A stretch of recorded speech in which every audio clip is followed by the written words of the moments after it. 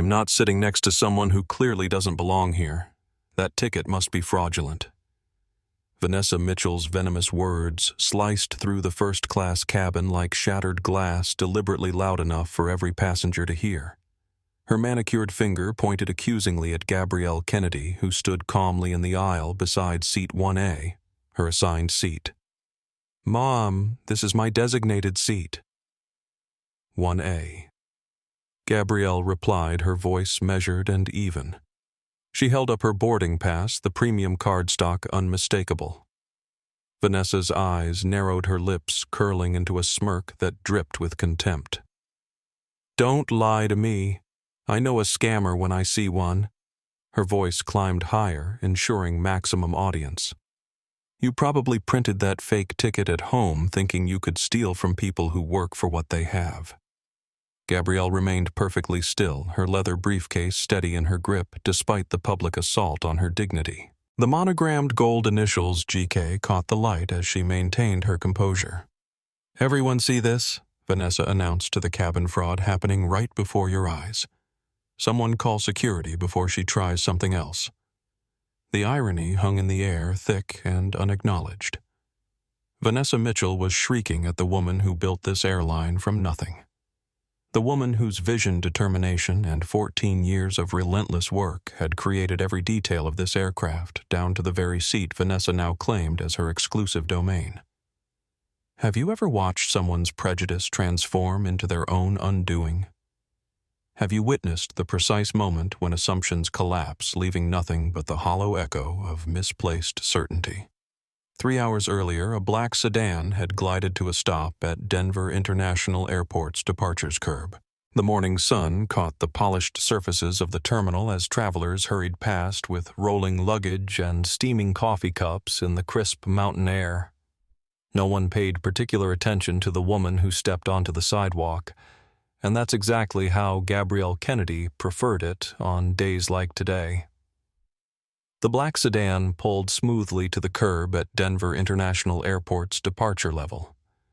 Morning sunlight glinted off the terminal's distinctive white peaks as Gabrielle Kennedy stepped onto the sidewalk. Her navy business suit contrasted against the bright Colorado day, immaculate despite the early hour. The leather briefcase in her hand caught the light gold monogrammed initials GK briefly flashing as she moved with purpose toward the sliding glass doors. Her movements flowed with quiet confidence, every step deliberate, assured belonging. This wasn't just another airport to Gabrielle. This was the physical manifestation of her vision, the starting point of her journey. "Good morning, Miss Kennedy," whispered a young baggage handler who recognized her. She smiled and nodded warmly but continued walking. Today wasn't about being the CEO. It was about experiencing her airline as her passengers did. 14 years ago, she had stood on this same curb, clutching nothing but a business plan and unshakable determination. Back then, she was just another aspiring entrepreneur with an improbable dream, a young black woman from Chicago's South Side proposing to start an airline. The memories surfaced vividly as she passed through the automatic doors.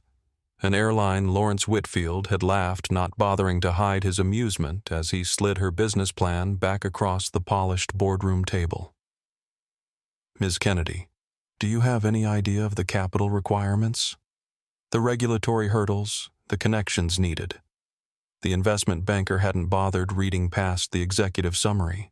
His eyes had assessed her dark skin, her feminine features, her youth, and determined she wasn't worth serious consideration. Even established airlines struggled to maintain profitability.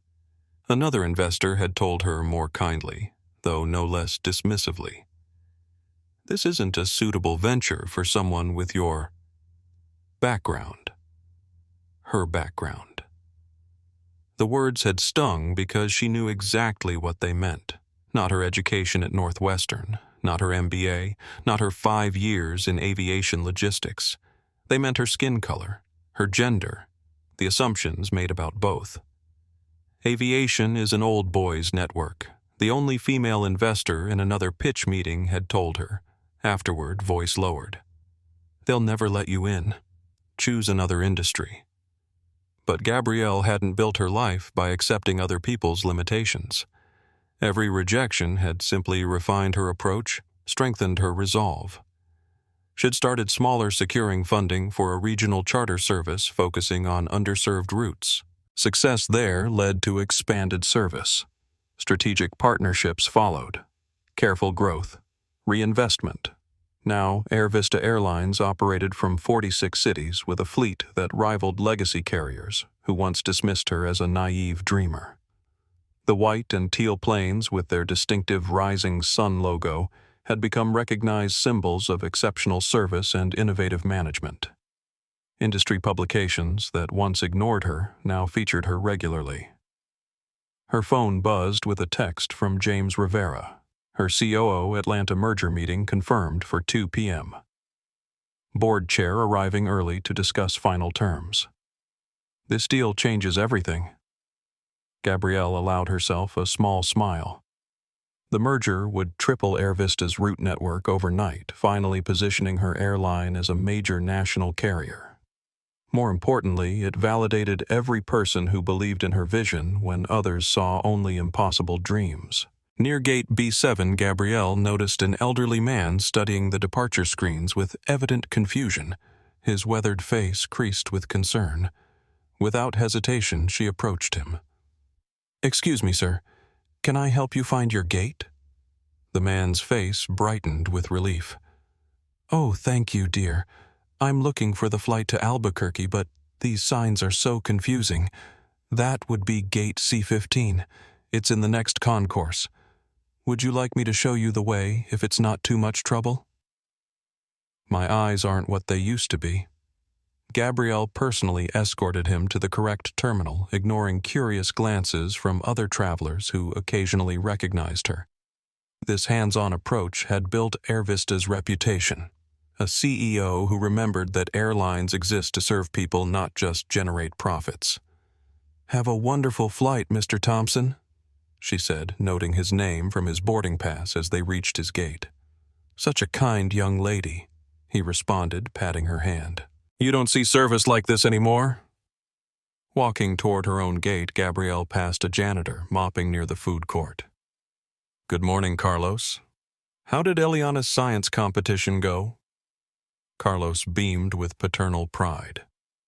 "She won first place Ms. Kennedy full scholarship to the summer program at Colorado State." "That's wonderful. Tell her I'm proud of her. And remind her our internship program will be waiting when she graduates." These connections mattered to Gabrielle. She'd learned every employee's name during AirVista's early days when the entire company fit in a single office suite. Growth hadn't changed her belief that success means lifting others alongside you. Her own rise from rejection to industry leadership had taught her that genuine connection was not just good humanity, it was good business. The terminal hummed around her, the controlled chaos of thousands of individual journeys intersecting briefly before continuing in their separate directions. Gabrielle observed everything: the cleanliness of floors, the efficiency of check-in counters, the friendliness of staff interactions. Mental notes accumulated. Details mattered. Her assistant called with an update. "The discrimination complaints from Phoenix and Denver routes are getting worse," Tanya reported. Passengers reporting hostile treatment from ground service staff at both locations, similar patterns to what we saw in Dallas last month. Gabrielle's jaw tightened.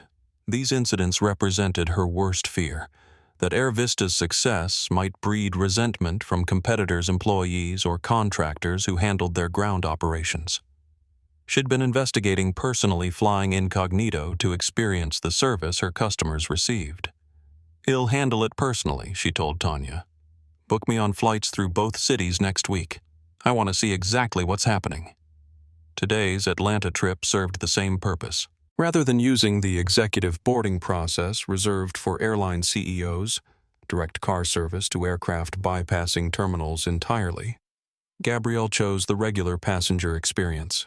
She wanted authentic feedback even if it meant dealing with occasional inconveniences. This approach had built AirVista from concept to reality.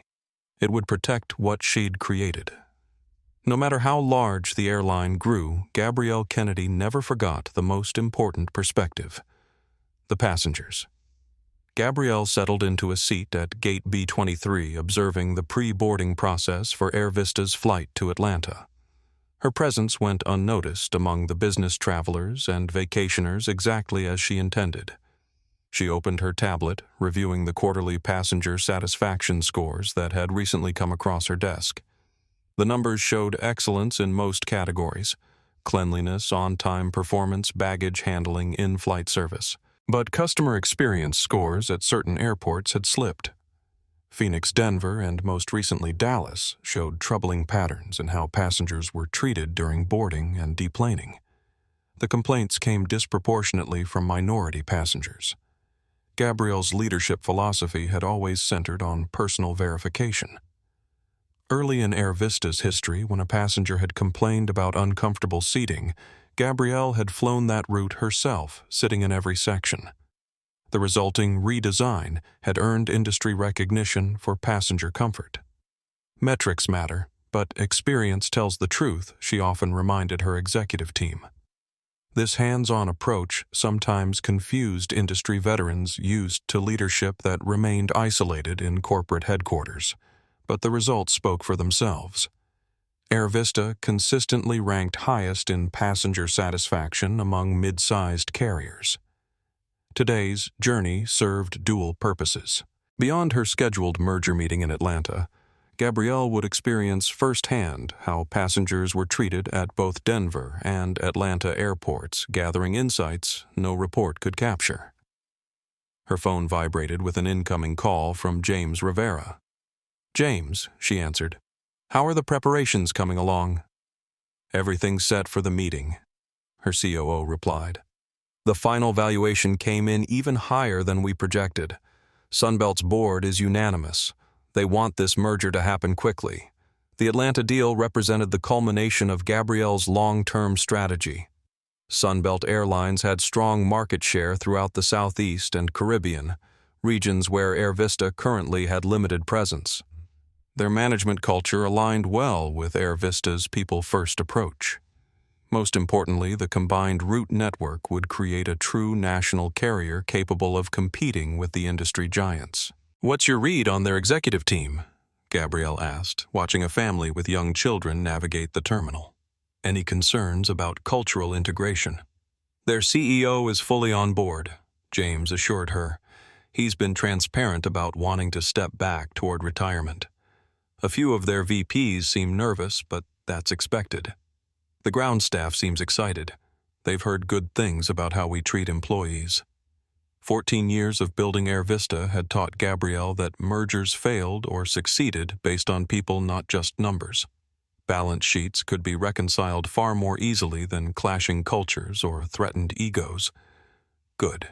Remind everyone that we're preserving jobs, not cutting them. We need their institutional knowledge as much as they need our growth trajectory. "Will do. The car will meet you at Atlanta Hartsfield. Legal team will be standing by if we need any last-minute adjustments to the terms."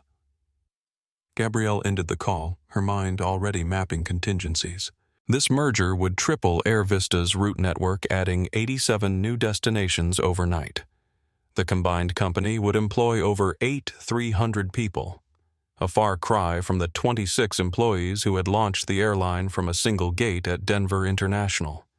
Success had never made Gabrielle complacent. She remembered too vividly the early struggles, the skepticism, the closed doors. Even now, with AirVista's demonstrated success, she occasionally encountered the raised eyebrows, the surprised tone when meeting new industry contacts who hadn't expected the founder and CEO to be a black woman. Her phone rang again. This time it was Tanya Rodriguez, her executive assistant. "Ms. Kennedy, I've finalized your return arrangements for tomorrow evening. The executive team asked again why you're flying commercial instead of taking the company jet." Gabrielle smiled. "Tell them what I always say, that you can't understand the customer experience if you don't have the customer experience," Tanya recited. "I did. They still think it's unnecessary with such a critical meeting on the schedule." "That's exactly when it's most necessary," Gabrielle replied. Success makes it easy to become isolated. I never want to lose touch with what our passengers experience. I've booked you through Phoenix on the return as you requested. Regular boarding economy class. The team there won't know you're coming. Perfect. Any updates on the Dallas situation? The investigation is ongoing. Initial reports suggest the contracted ground staff supervisor has been making boarding difficult for certain passengers. We're gathering more evidence before confronting the contractor. Gabrielle frowned. Accelerate that timeline. I want this resolved before it escalates further. If necessary, bring those operations in-house. As Gabrielle ended the call, her attention was drawn to a commotion near the customer service desk. A woman in designer clothing stood berating a gate agent, her voice carrying across the waiting area. This is absolutely unacceptable. Do you have any idea who I am? I should be pre-boarded immediately. The woman's cream-colored suit probably cost more than most people's monthly rent. Her jewelry glinted under the terminal lights. Tasteful, but expensive. Her blonde hair was professionally styled, her makeup flawless. Everything about her projected wealth and entitlement. The gate agent maintained professional composure. I understand your frustration, Mom, but pre-boarding is reserved for passengers with disabilities and those needing special assistance. First class will begin boarding momentarily. I have spent over $30,000 with airlines this quarter alone. I'm not accustomed to waiting with everyone else. The woman's voice projected deliberately, ensuring others heard her importance. This is precisely why I prefer private aviation. The service standards in commercial flights have become abysmal. Gabrielle observed quietly, noting how her gate agent handled the situation. The woman, Vanessa Mitchell, Gabrielle would later learn, continued her performance, clearly playing to the audience of waiting passengers. He'll be speaking directly to your management about this treatment. My company handles ground operations for half the airlines in this country. We can influence passenger volumes significantly. The implied threat hung in the air, but the gate agent remained unfazed. I apologize for any inconvenience, but our boarding procedures apply to all passengers. First class will begin boarding in approximately 2 minutes. Vanessa huffed dramatically and turned away, her eyes scanning the gate area as if seeking allies in her indignation. Her gaze briefly passed over Gabrielle, dismissing her without recognition or interest. Gabrielle made a mental note to commend the gate agent later for maintaining professional standards despite pressure. This was exactly the kind of real-time observation that reports and metrics couldn't capture, the human element of airline operations that ultimately defined the passenger experience. Little did she know that this brief glimpse of Vanessa Mitchell was merely the prelude to a confrontation that would test everything Gabrielle had built. AirVista Airlines Flight 447 with service to Atlanta is now ready for boarding. We invite our passengers needing special assistance and families with young children to board at this time. The boarding announcement crackled over the PA system as Gabrielle observed the process from her seat near the gate. She watched how the gate agents interacted with each passenger. The eye contact, the greeting, the efficiency of scanning boarding passes. She noted the cleanliness of the boarding area, the organization of the queuing system, the clarity of announcements. These details might seem insignificant to casual travelers, but Gabrielle knew they formed the foundation of the passenger experience.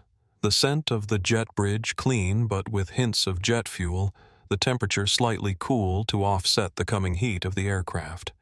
The lighting bright enough for safety without being harsh. Everything contributed to a passenger's first impression of AirVista. After families and those needing assistance boarded the gate, agent made the next announcement. We now invite our AirVista Premium and first-class passengers to board at their convenience.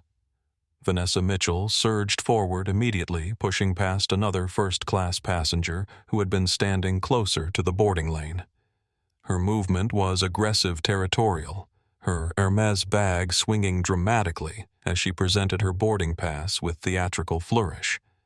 Finally, she declared loudly enough for nearby passengers to hear. Some recognition for those of us who make this airline profitable. The gate agent maintained her professional smile while scanning Vanessa's boarding pass. "Thank you, Ms. Mitchell.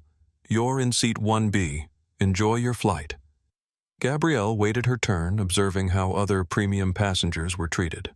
When she approached the podium, the same gate agent greeted her with identical professionalism. No recognition, exactly as Gabrielle preferred when traveling incognito. "Good morning. Boarding pass, please." Gabrielle presented her mobile boarding pass. The scanner beeped confirmation. "Thank you, Ms. Kennedy. You're in seat 1A. Enjoy your flight to Atlanta."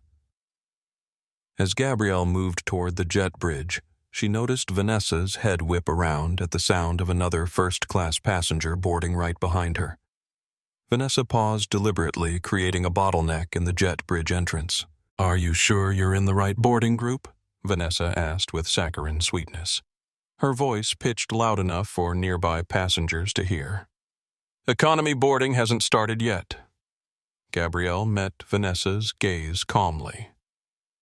"I have a first-class seat, thank you." Vanessa's eyes narrowed as she examined Gabrielle from head to toe, taking in the professional attire and confident demeanor with obvious skepticism. "Well, I suppose anything's possible these days. Airlines have certainly lowered their standards." The implication hung in the air, thick and unmistakable.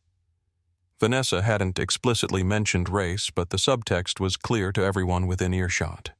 A few passengers exchanged uncomfortable glances.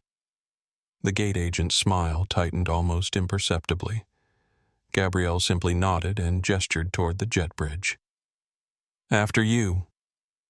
The jet bridge felt smaller with Vanessa's aggressive energy filling the space. She walked slowly, deliberately blocking the path while making a show of checking her phone and muttering just loudly enough to be heard. "I just can't believe how this industry has declined. There was a time when first class meant something, when certain standards were maintained."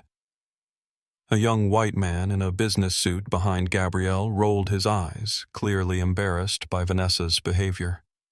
He caught Gabrielle's glance and offered an apologetic smile, which she returned with a slight nod. These small moments of human connection had always given Gabrielle hope, the silent acknowledgement that not everyone shared such prejudices. As they approached the aircraft door, flight attendant Miguel Fuentes greeted passengers with a warm smile. "Good morning. Welcome aboard AirVista Flight 447 to Atlanta." Vanessa barely acknowledged him brushing past to enter the cabin. Gabrielle, however, responded with equal warmth. "Good morning. Thank you." The first-class cabin gleamed with the recent refreshment Gabrielle had personally overseen 6 months earlier. The leather seats, a soft cream color with teal accents matching AirVista's branding, were arranged in a 1-2 configuration. Privacy partitions of polished wood veneer separated each seat without creating isolation. The overall effect was one of openness combined with exclusivity. Vanessa had already reached row 1 and was arranging her belongings in the overhead compartment with exaggerated care. Her seat 1B was directly adjacent to Gabrielle's assigned seat 1A. As Gabrielle approached, Vanessa's body language shifted subtly. A stiffening of her shoulders, a slight angling of her body to take up more space. The message was clear: this was her territory, and intruders weren't welcome. Gabrielle reached row 1 and gestured politely. "Excuse me, I need to get to my seat." Vanessa didn't move immediately. Instead, she looked directly at Gabrielle's boarding pass, which was still visible on her phone screen. 1A. There must be some mistake. "That's a premium seat?" "There's no mistake," Gabrielle replied evenly. "That's my assigned seat." "But how did you—" Vanessa caught herself, apparently realizing how the question would sound. She pivoted. "Those seats are typically reserved for our highest-tier frequent flyers. The use of our implied ownership association with the airline that she didn't actually have." "I'm familiar with the allocation system," Gabrielle said simply. She remained standing calm but unmovable. A senior flight attendant named Sandra Wilson approached her experienced eyes, quickly assessing the situation. "Is everything all right here?" "Everything's fine," Gabrielle assured her. "I'm just getting to my seat." "Her seat," Vanessa corrected with emphasis. "She claims to have been assigned 1A. Sandra glanced at Gabrielle's boarding pass. "Yes, that's correct. 1A is your assigned seat, ma'am." She stepped back to allow Gabrielle to pass. Vanessa reluctantly shifted, making a show of reorganizing her belongings to allow Gabrielle the absolute minimum space to access her seat. As Gabrielle settled in, Vanessa immediately repositioned her magazines and tablet to encroach on the armrest between them. The message was clear. Vanessa Mitchell might be forced to sit beside Gabrielle Kennedy, but she would ensure that Gabrielle knew exactly how unwelcome her presence was. Neither woman realized yet how dramatically their confrontation would escalate, or how completely the power dynamic between them would soon be reversed. "Excuse me, but you've put your bag in my overhead space." Vanessa's voice cut through the ambient sounds of boarding, deliberately loud enough for nearby passengers to hear. She pointed at Gabrielle's leather briefcase, which had been placed in the compartment above their seats. Gabrielle looked up from her phone. "The space is shared by both our seats. My bag is compact and leaves plenty of room for your items."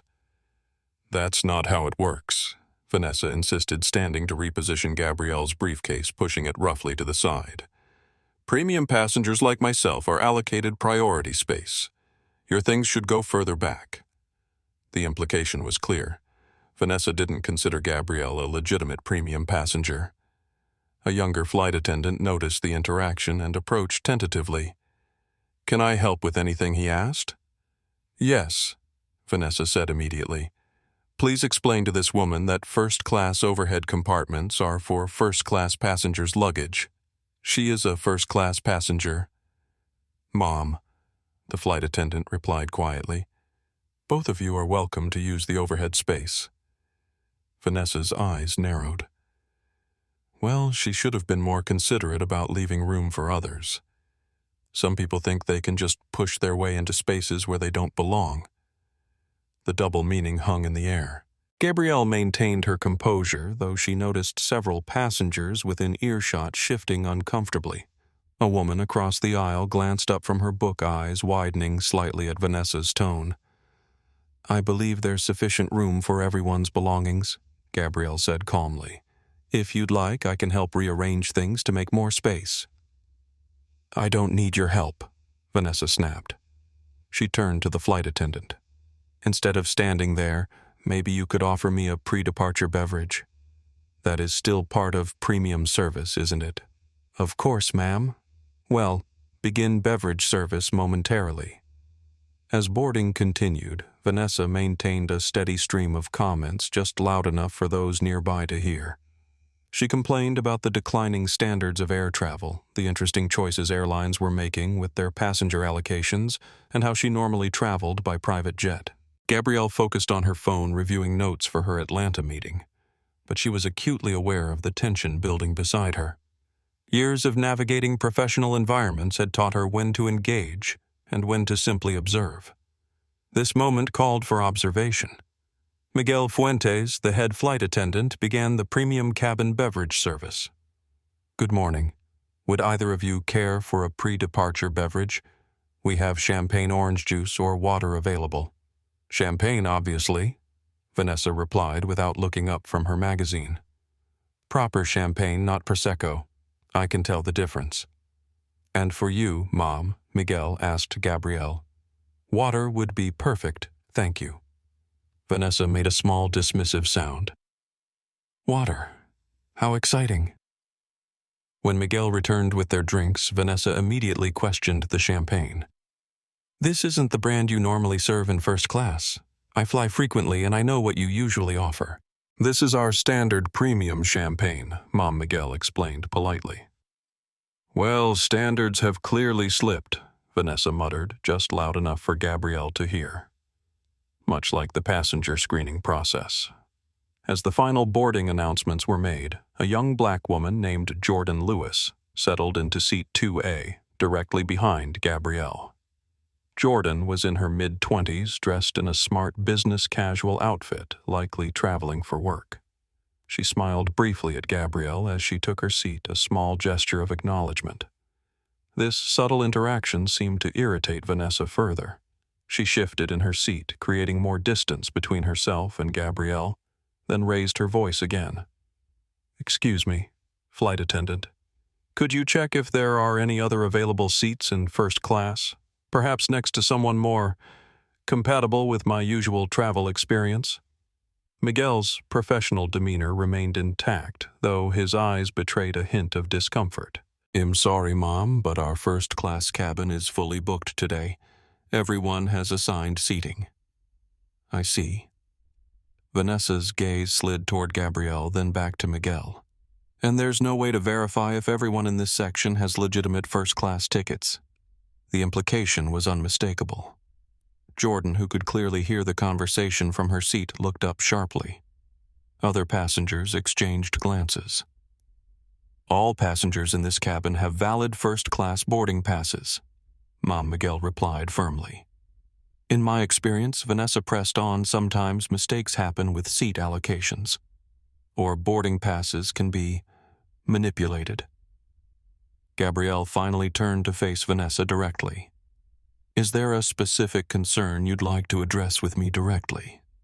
Vanessa seemed momentarily taken aback by the direct confrontation. She recovered quickly, her voice taking on a faux concerned tone. "I'm simply ensuring that everyone is in their proper place. First class has certain standards that should be maintained, and you believe I don't meet those standards."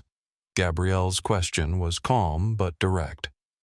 I didn't say that Vanessa replied, though her expression said otherwise.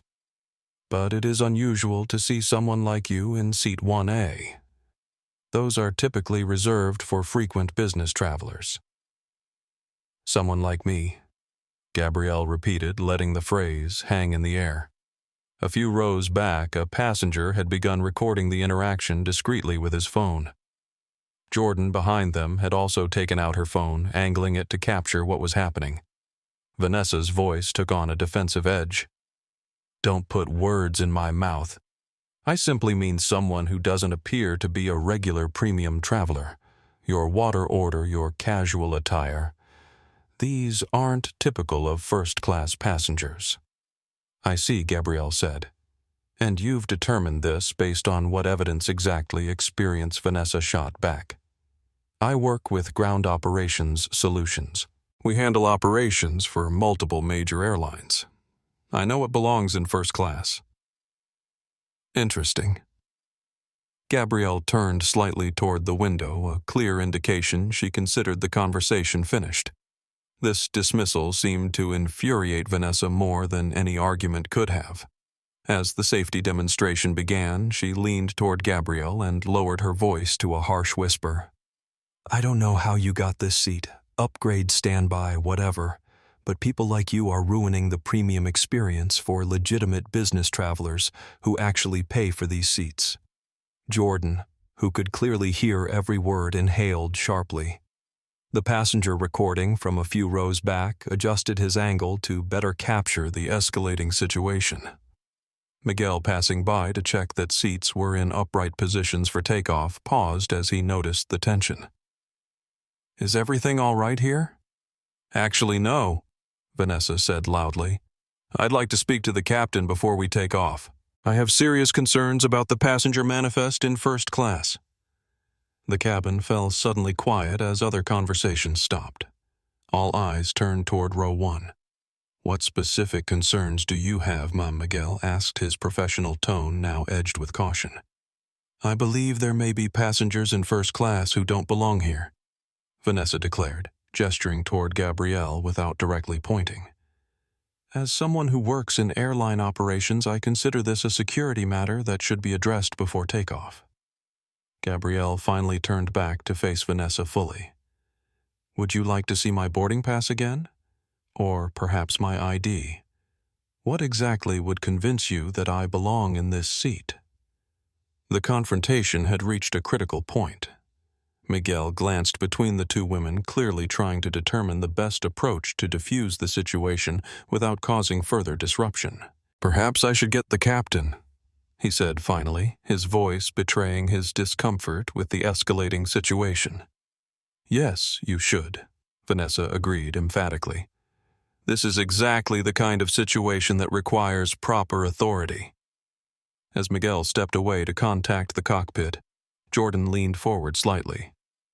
"Excuse me," she said, addressing both women but looking particularly at Gabrielle.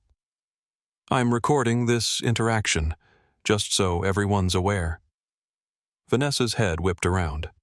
"That's an invasion of privacy." "You have no right." "Actually," Jordan interrupted calmly, "we're in a public space on a commercial aircraft. There's no expectation of privacy, especially during a potential security concern that you yourself raised." Other passengers had begun to murmur among themselves. The atmosphere in the first-class cabin had transformed from the usual pre-departure calm to a tense, charged environment where everyone was suddenly involved in the unfolding drama. The confrontation that had begun as thinly veiled microaggressions was now escalating into something much more public and explicit. And as the captain was being summoned, no one, not Vanessa Mitchell with her supposed industry connections, not the uncomfortable passengers witnessing the exchange, not even the flight crew trying to maintain order, realized that they were participating in a moment that would soon transform AirVista Airlines forever. "This delay is completely unnecessary," Vanessa declared, checking her watch with exaggerated impatience. "My company handles ground operations for half the airlines at major hubs. One phone call from me can create serious problems for this carrier." The threat hung in the air as Miguel returned from communicating with the cockpit. His expression remained professionally neutral, but tension showed around his eyes. "The captain has been informed of the situation," he said, "is asking if there's a specific security concern or if this is a seating preference issue." "Both," Vanessa insisted. "I have reason to believe some passengers may have obtained first-class access inappropriately. As someone who works in airline security-adjacent operations, I consider this a potential protocol breach." Gabrielle observed this performance with practiced calm, though internally she was calculating the impact of this disruption on the flight schedule and the discomfort of her other passengers. Years of facing similar assumptions had prepared her for moments like this. Moments when her presence in spaces of privilege was questioned simply because of her appearance. She could end this immediately by revealing her identity. A simple introduction, Gabrielle Kennedy, CEO of AirVista Airlines, would transform the entire dynamic. But experience had taught her the value of these unfiltered moments. They revealed truths about her airline's operations that would otherwise remain hidden behind the deference her title normally commanded. Jordan Lewis continued recording discreetly from seat 2A, her phone capturing the escalating confrontation.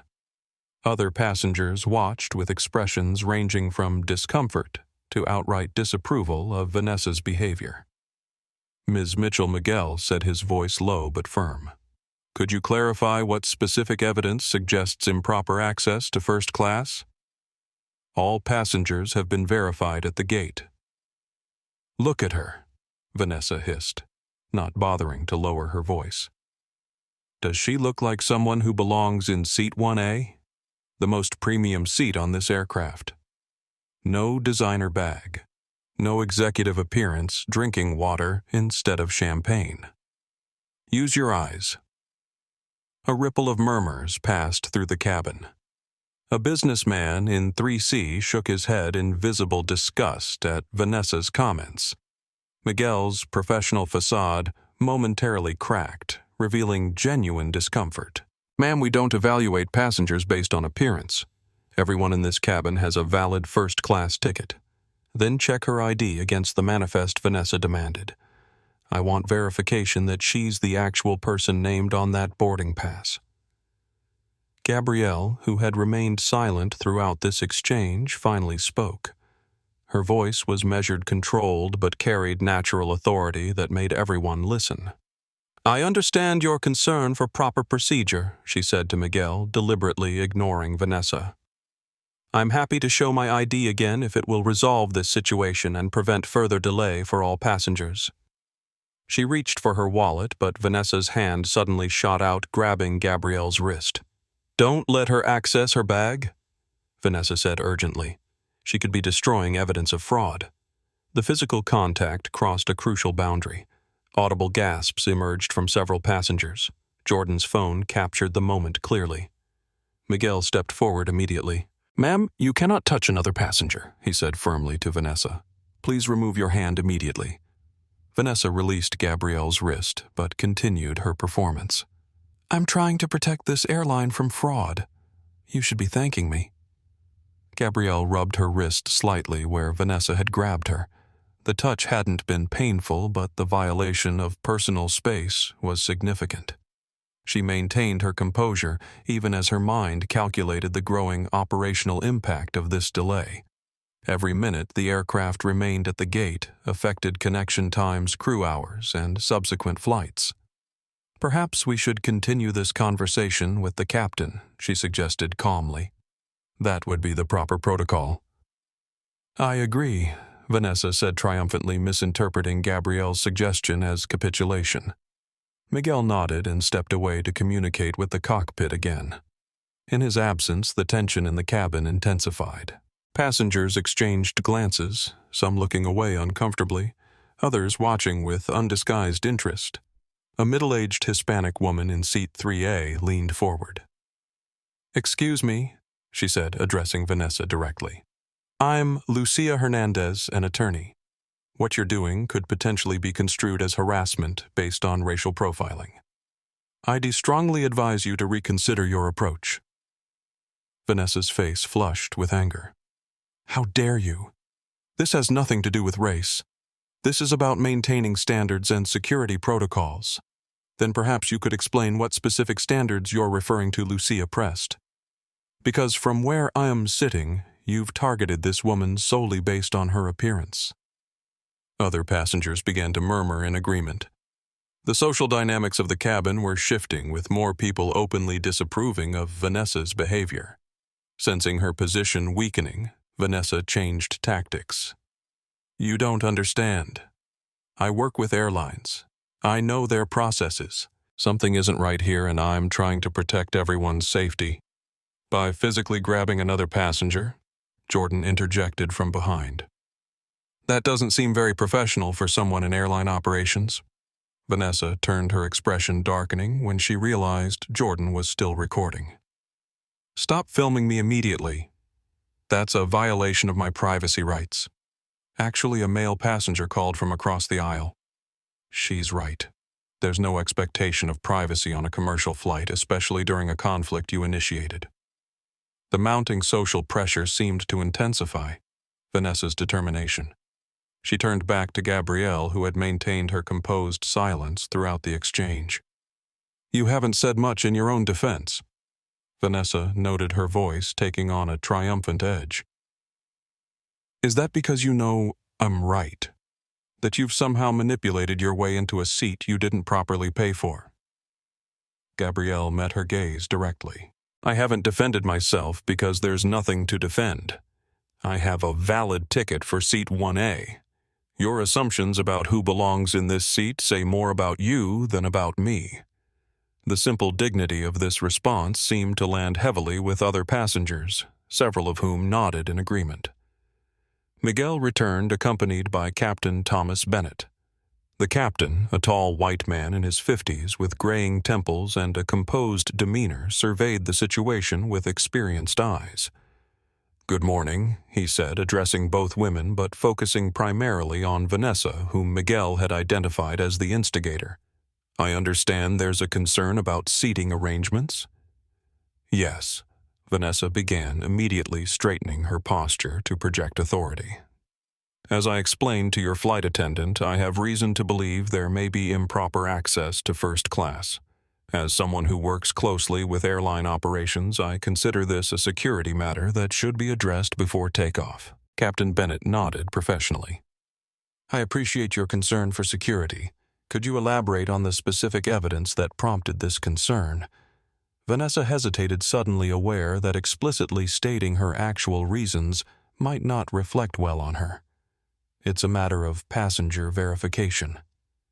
Some individuals don't match the typical profile of first-class travelers, I see, the captain said carefully, and this concern is based on what specific observations, professional experience, Vanessa replied, her voice taking on a defensive edge.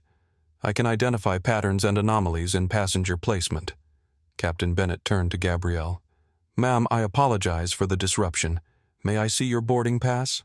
Gabrielle calmly displayed her mobile boarding pass. Seat 1A is assigned. The captain nodded. Everything appears to be in order. All passengers with valid tickets are entitled to their assigned seats regardless of appearance or travel preferences. But Vanessa began. Unless there's a specific safety concern you can articulate, Captain Bennett continued firmly, I must ask that we resolve this situation immediately. We're already delayed, and this is affecting our departure slot. Vanessa, sensing her authority being undermined, made a final, desperate attempt. Check her ID against the passenger manifest. I believe there may be identity fraud occurring. The captain's expression remained neutral, but his tone cooled noticeably. Mom, we verify identifications at security and at boarding.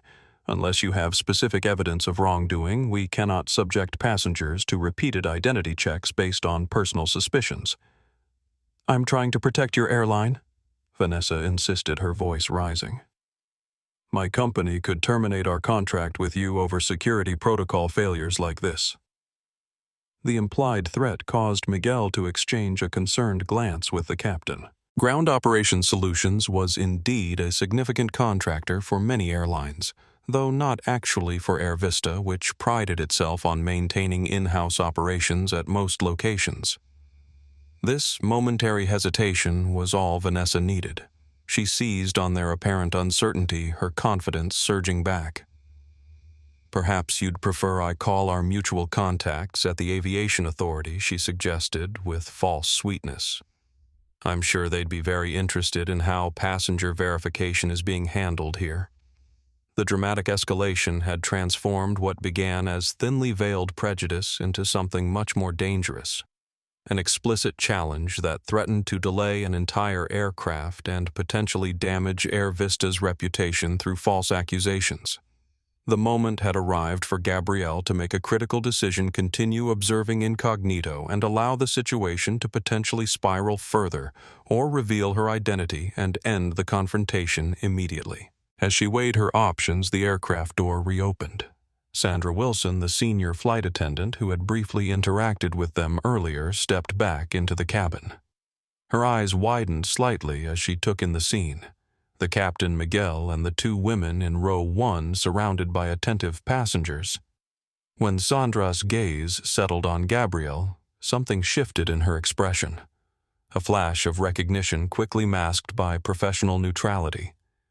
She had worked for AirVista for over a decade, since the early days when Gabrielle had personally hired the first flight crews. Sandra approached quietly, leaned toward Captain Bennett, and whispered something in his ear. The captain's expression changed immediately, surprise followed by careful recalibration of his entire demeanor. He straightened, looking at Gabrielle with new understanding, then back to Vanessa with an expression that had transformed from diplomatic neutrality to barely concealed disapproval. The dynamic in the cabin was about to change dramatically. Captain Bennett. I'm still waiting for a resolution to this situation, Vanessa declared, misinterpreting his momentary silence. Either verify this passenger's identity properly, or find her alternative seating. The captain's demeanor had shifted subtly but significantly after Sandra's whispered information. He glanced at Gabrielle with a new awareness before addressing Vanessa. Ms. Mitchell, all passengers have been properly verified through our standard protocols. Everyone is seated according to their valid boarding pass. That's not good enough, Vanessa insisted, her voice rising. As someone with extensive airline operations experience, I'm telling you that additional verification is necessary in suspicious circumstances. Captain Bennett maintained his professional tone, though his posture had straightened almost imperceptibly. What specific evidence of suspicious circumstances are you referring to beyond your personal impression of who belongs in first class? The directness of the question seemed to momentarily fluster Vanessa. It's a matter of pattern recognition based on industry experience.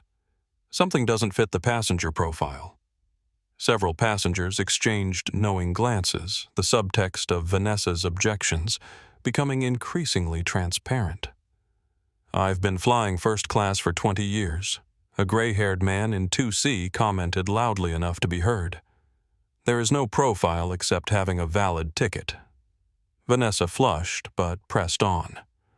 "Look, I'm trying to help your airline maintain its standards. My company handles ground operations for multiple carriers. Our contract explicitly includes security protocols. This declaration, meant to leverage her presumed authority, had an unexpected effect." Miguel and Sandra exchanged a quick glance of confusion. AirVista was known throughout the industry for handling its own ground operations at most locations, part of Gabrielle Kennedy's commitment to maintaining direct control over the passenger experience. "Ms. Mitchell," Captain Bennett said carefully, "perhaps you could clarify which company you represent and what specific relationship it has with AirVista Airlines Ground Operations Solutions," she replied with a hint of condescension. "We're the largest third-party aviation services provider in the country. We handle everything from check-in to baggage for dozens of airlines." Sandra's expression reflected polite skepticism. "I've been with AirVista for 12 years, and I'm not familiar with that partnership at any of our hubs. We have numerous subsidiary brands," Vanessa said dismissively. "You wouldn't necessarily know the corporate structure. The point is, I understand airline operations better than anyone on this aircraft, and I'm telling you there's a protocol issue that needs addressing." Captain Bennett cleared his throat. "Regardless of your professional background, Ms. Mitchell, we cannot delay this flight further without a legitimate safety concern. All passengers with valid boarding passes will remain in their assigned seats." "So you're refusing to take appropriate security measures?" Vanessa asked incredulously. "I'll be reporting this to your corporate headquarters immediately." The irony of this threat hung in the air as Sandra tried unsuccessfully to suppress a small smile. Captain Bennett maintained his composure, though a hint of amusement briefly crossed his features. "You're welcome to contact our corporate offices with any concerns," he said evenly. "Now, if there are no actual safety issues to address, we need to prepare for departure." Vanessa, sensing her authority slipping away, made a final, desperate attempt. She turned directly to Gabrielle. "You haven't said much to defend yourself. Is that because you know I'm right, that you somehow manipulated your way into a seat where you don't belong?" The cabin fell silent. All eyes turned to Gabrielle, who had maintained remarkable composure throughout the confrontation. When she finally spoke, her voice was calm, but carried natural authority that commanded attention. "I haven't defended myself because there's nothing to defend. I have a valid ticket for seat 1A. Your assumptions about who belongs here say more about you than about me." The dignity of this response resonated with the other passengers. Several nodded in agreement. From across the aisle, Lucia Hernandez spoke again. "I think we've all witnessed enough to understand what's really happening here. This isn't about security protocols or passenger verification. This is about assumptions based on appearance." "Exactly," Jordan added from her seat behind Gabrielle. "And I've recorded the entire interaction. Documenting patterns matters, doesn't it, Ms.?" Vanessa turned eyes widening as she realized how many passengers were watching and judging her behavior. "This is ridiculous. I'm trying to maintain proper standards." "What standards exactly?" Lucia pressed. "The standard that first class is reserved for certain types of people, because that's what this sounds like to everyone watching." The social dynamics in the cabin had shifted dramatically. What began as one woman's entitled aggression had transformed into a public referendum on prejudice and belonging. Vanessa was no longer controlling the narrative. She was being held accountable by a jury of fellow passengers. Captain Bennett, recognizing the situation had moved beyond a simple seating dispute, made an executive decision. We need to resolve this immediately to avoid further delays. Ms. Mitchell, you have two options: return to your assigned seat and discontinue this disruption, or I can arrange for you to take a later flight. You're threatening to remove me, Vanessa asked incredulously. Do you have any idea who I am, or who I know in this industry? I'm not threatening anything, the captain replied calmly. I'm offering options to resolve a situation that's delaying departure for all passengers. Vanessa looked around the cabin, seemingly expecting support, but finding only disapproval in the eyes of other travelers. Realizing her position was untenable, she retreated slightly. Fine, she said tightly. I'll remain in my seat, but I will be filing formal complaints about how this situation was handled. That's your right, Captain Bennett acknowledged. He turned to Gabrielle with a subtle but noticeable shift in demeanor, the nearly imperceptible difference between addressing a regular passenger and addressing someone recognized as significant. I apologize for the disruption.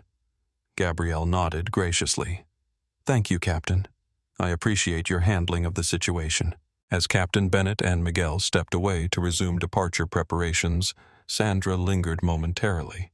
She made a small adjustment to Gabrielle's seat as if providing standard first-class service, but her quiet words were meant for Gabrielle alone.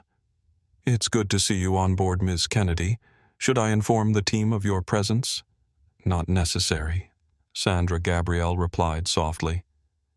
I'm just experiencing the flight as our passengers do today. Sandra nodded with understanding and stepped away.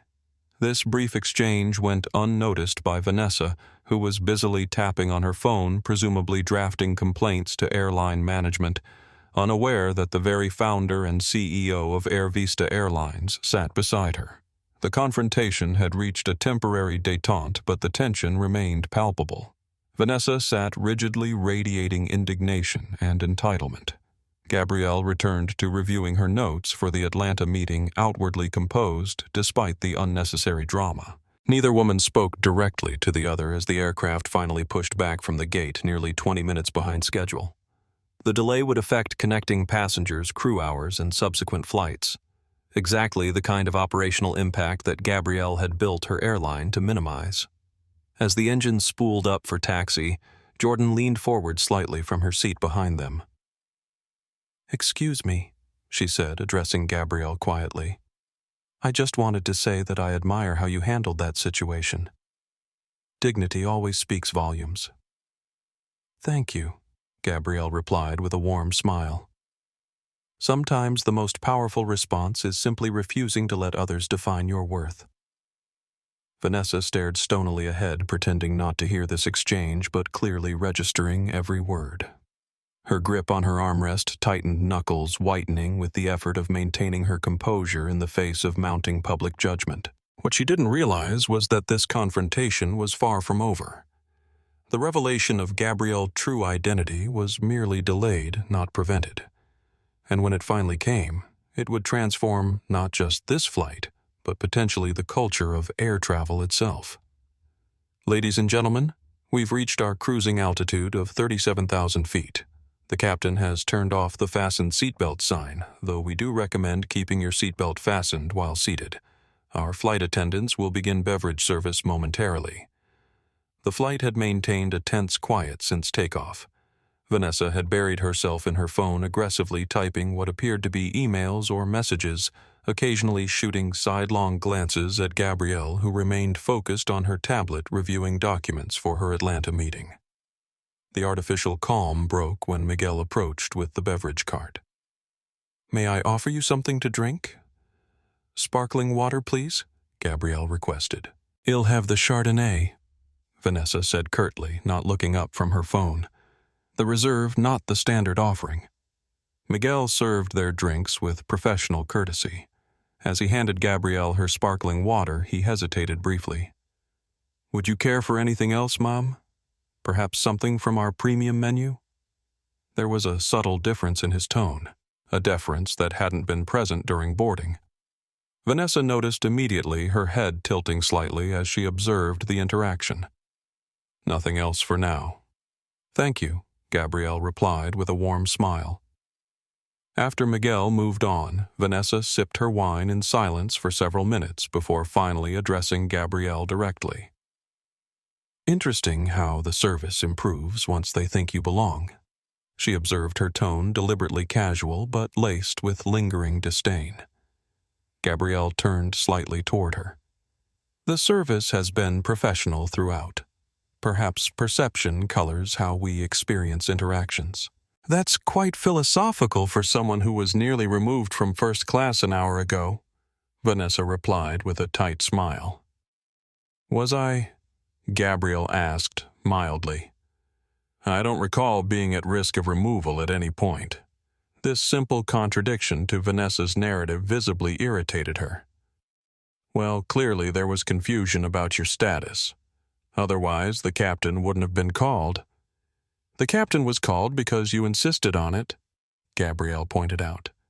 "Not because there was any legitimate question about my status." Vanessa's jaw tightened. She was unused to being directly challenged. "I've been in this industry for 20 years. I know when something doesn't fit the protocol." "Which protocol specifically?" Gabrielle asked, her voice remaining conversational. "I'd be interested to know which airline regulation addresses passenger appearance." A few rows back, Lucia Hernandez looked up from her book, clearly listening to the exchange. Jordan Lewis had her phone positioned discreetly, still recording. "Don't twist my words," Vanessa hissed, lowering her voice. "This isn't about appearance. It's about patterns and experience. First class has certain expectations."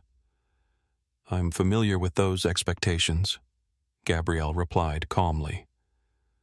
"Comfort, service, space, none of which have anything to do with what passengers look like." "You're deliberately missing my point," Vanessa said, frustration evident in her tone. "I don't believe I am," Gabrielle countered. "Your point seems quite clear to everyone on this aircraft." The conversation paused as Sandra approached their row, ostensibly to check on their beverage needs but carrying a small folded note.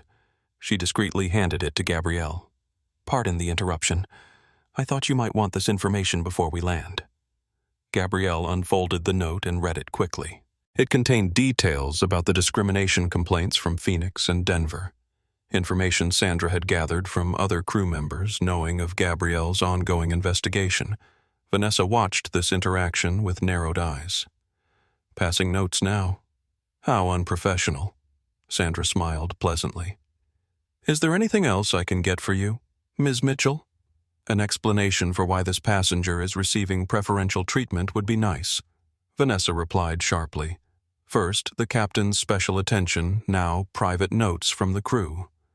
Sandra's expression remained professionally neutral, though a hint of amusement touched her eyes. "We strive to provide excellent service to all our first-class passengers, ma'am." As Sandra moved away, Vanessa turned back to Gabrielle with renewed suspicion. "Who exactly are you?" "Some relative of an airline executive using family connections." Gabrielle considered her response carefully.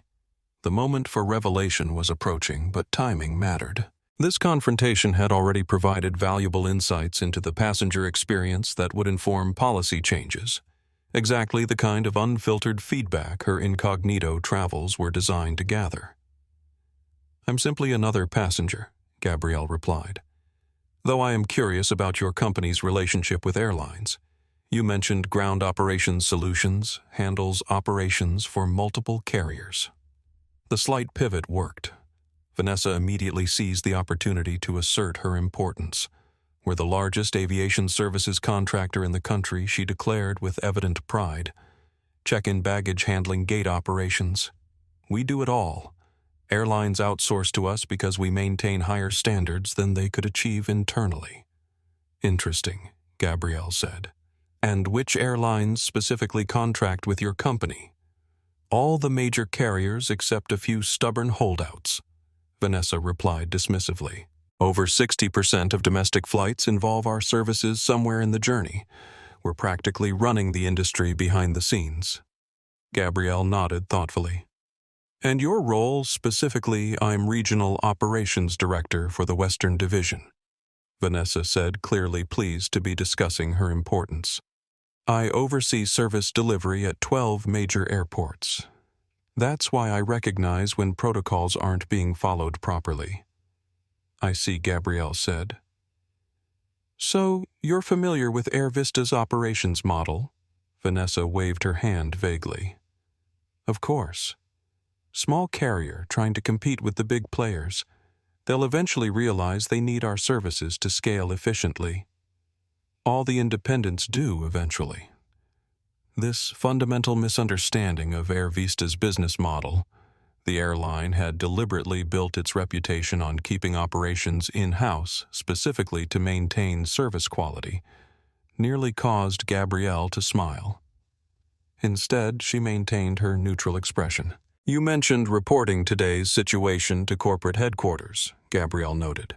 Who specifically would you contact? I have direct lines to executives at every major airline, Vanessa boasted. One call from me and flight attendants get reassigned to less desirable routes. Pilots get schedule audits. That's the reality of this industry. It's about who you know and who respects your authority. The revealing statement hung in the air.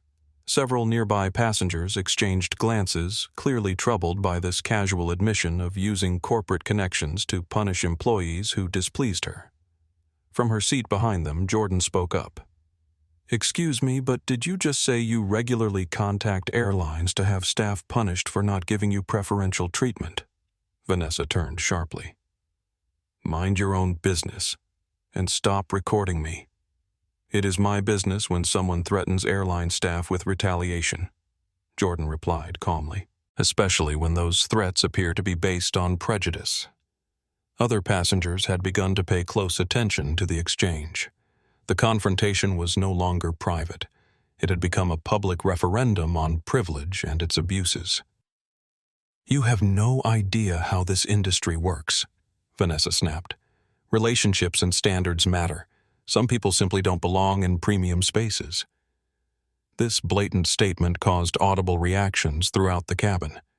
Lucia Hernandez closed her book entirely, her attorney's instincts clearly engaged by the increasingly explicit nature of Vanessa's comments. Would you care to clarify which people don't belong? Lucia asked pointedly. Vanessa seemed to suddenly realize she had an audience and that her statements were being judged and recorded. She attempted to backpedal. I'm referring to people without proper qualifications or experience. This has nothing to do with personal characteristics. Yet you made assumptions about this passenger, Jordan noted, gesturing toward Gabrielle based solely on her appearance. You questioned her right to be here without knowing anything about her qualifications, experience, or status. The cabin had fallen completely silent. Even passengers who had been trying to mind their own business were now fully invested in the unfolding drama. Vanessa, cornered by her own statements and the mounting social pressure, turned to Gabrielle with frustration. Why aren't you saying anything? You're letting these people put words in my mouth and mischaracterize my concerns. Gabrielle set her tablet aside and finally turned to face Vanessa directly. The moment had arrived. Ms. Mitchell. She began, her voice carrying a quiet authority that immediately commanded attention. I've been listening carefully to your perspective. It's been quite illuminating. Illuminating? Vanessa repeated suspiciously. Yes, Gabrielle continued. You see, I've been investigating reports of discriminatory treatment at several airports. Today's experience has been unfortunately consistent with those reports. Vanessa's expression shifted from suspicion to confusion. Investigating? What are you talking about? Who exactly are you? Gabrielle extended her hand in a formal greeting. Gabrielle Kennedy, founder and CEO of AirVista Airlines, the carrier you're currently flying with and the owner of this aircraft. The revelation landed like a thunderclap in the cabin. Vanessa's face drained of color so rapidly it was as if someone had pulled a plug. Her mouth opened but no words emerged. Jordan gasped audibly. Lucia Hernandez smiled with sudden understanding.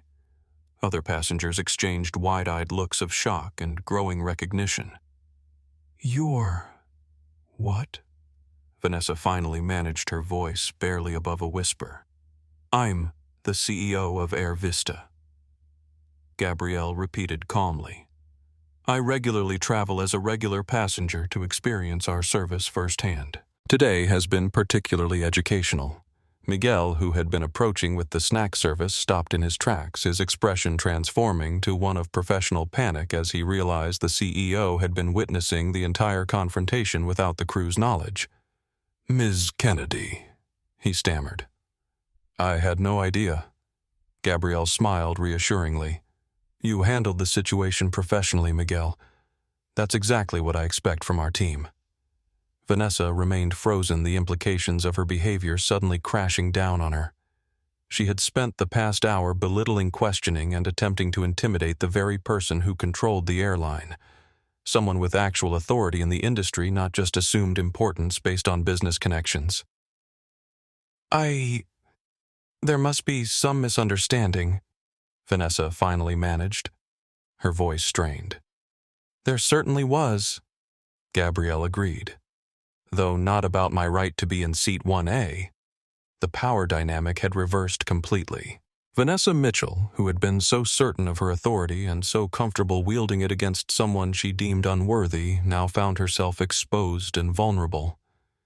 "If you'll excuse me," Gabrielle said, rising from her seat. "I'd like to speak with our crew briefly." As she stepped into the aisle, several passengers spontaneously began to applaud. A quiet, respectful acknowledgement that spread throughout the cabin. Gabrielle nodded in gracious acknowledgement before moving toward the galley where the flight attendants had gathered, their expressions a mixture of shock and concern. Behind her, Vanessa Mitchell sat motionless, staring straight ahead as the full impact of her miscalculation continued to register. The woman she had tried to humiliate and remove from first class wasn't just any passenger.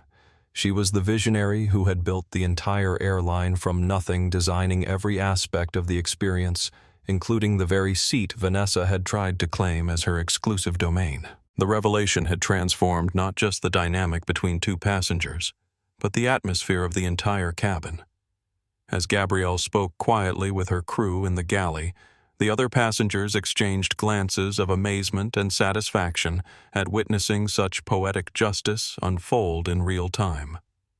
Complete silence enveloped the first-class cabin.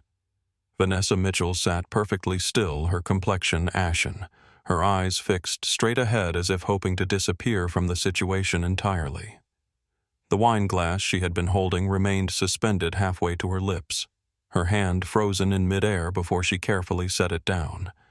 The revelation of Gabrielle Kennedy's identity had struck with the force of a thunderbolt, leaving Vanessa visibly shaken. Her earlier confidence and entitlement had evaporated instantly, replaced by the dawning horror of recognition. She had spent the past hour attempting to humiliate, question, and remove the founder and CEO of the very airline she was flying. Around them, passengers exchanged glances of astonishment and barely concealed satisfaction. Jordan Lewis, still recording from seat 2A, leaned forward slightly. "Ms. Mitchell," she said quietly, "you mentioned something earlier about people knowing their place. It seems the universe has a sense of humor today." Vanessa didn't respond. She appeared incapable of speech, her mind visibly racing to process the catastrophic miscalculation she had made and its potential consequences. In the galley, Gabrielle spoke in hushed tones with her flight crew. Miguel Fuentes and Sandra Wilson stood with professional posture but evident apprehension, unsure whether their handling of the situation would be deemed appropriate. "I want to be clear," Gabrielle assured them. "You both managed a difficult situation professionally. That's exactly what I expect from our team." Relief washed over their faces. "Ms. Kennedy, if we had known you were on board," Miguel began, "then you would have treated me differently." Gabrielle completed his thought, "Which is precisely why I travel this way. I need to experience our service as our customers do." She glanced back toward the cabin. "This incident highlights issues we need to address. not just on this flight, but across our entire operation. The situation was uncomfortable for everyone, Sandra acknowledged. But you handled it with such dignity. Years of practice, Gabrielle replied with a hint of weariness that revealed the personal toll of such encounters. Unfortunately, this isn't the first time I've faced assumptions about where I belong. She straightened her shoulders, her momentary vulnerability replaced by purposeful energy. I'd like to address the passengers briefly. Then we can resume normal service. As Gabrielle returned to the cabin, conversations hushed. All eyes turned toward her expectant. Even Vanessa looked up, her expression a complex mixture of embarrassment, fear, and defensive anger. Gabrielle stood in the center aisle where everyone could see her. When she spoke, her voice carried natural authority tempered with genuine warmth. Good morning, everyone. For those who may not have heard, I'm Gabrielle Kennedy, founder and CEO of AirVista Airlines. First, I want to apologize for the disruption to your flight experience today. A passenger from the back called out, "You have nothing to apologize for, Ms. Kennedy." Gabrielle smiled appreciatively but continued. AirVista was founded on a simple principle: that every passenger deserves dignity, respect, and exceptional service regardless of who they are or what they look like. Her gaze briefly met Vanessa's before continuing. Today's incident highlights why that mission remains so important. In our 14 years of operation, we've worked to build an airline where everyone belongs, where service is based on the ticket you hold, not assumptions about who should hold it. Passengers nodded in agreement. Some had taken out phones to record her impromptu address. I regularly travel as a regular passenger because it helps me understand your experience without the filter of special treatment. Today has been particularly educational. This last comment elicited knowing smiles throughout the cabin. I want to thank our flight crew for handling a challenging situation professionally. And I want to thank those of you who spoke up when you witnessed behavior inconsistent with the values we promote at AirVista. Lucia Hernandez and Jordan Lewis both received appreciative nods from fellow passengers. When we land in Atlanta, our team will ensure everyone reaches their destinations as efficiently as possible, especially those who may have missed connections due to our delayed departure.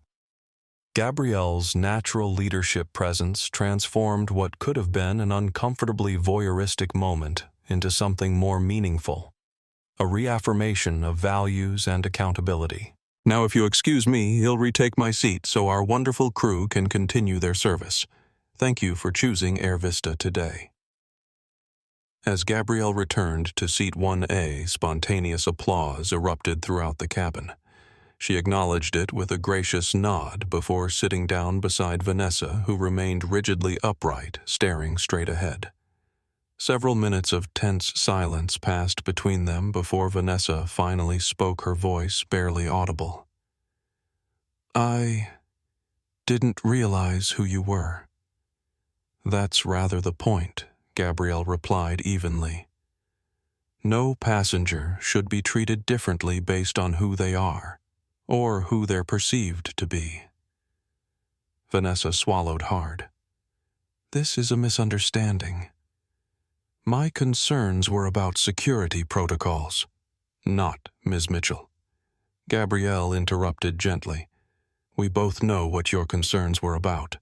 The question is, what happens next?"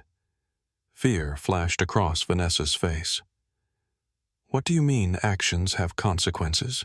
Gabrielle said simply. "Especially in an industry built on relationships, as you pointed out earlier." The implication hung between them.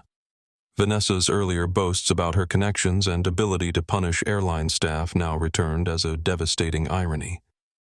"You wouldn't," Vanessa began, then faltered, unsure what leverage she could possibly claim.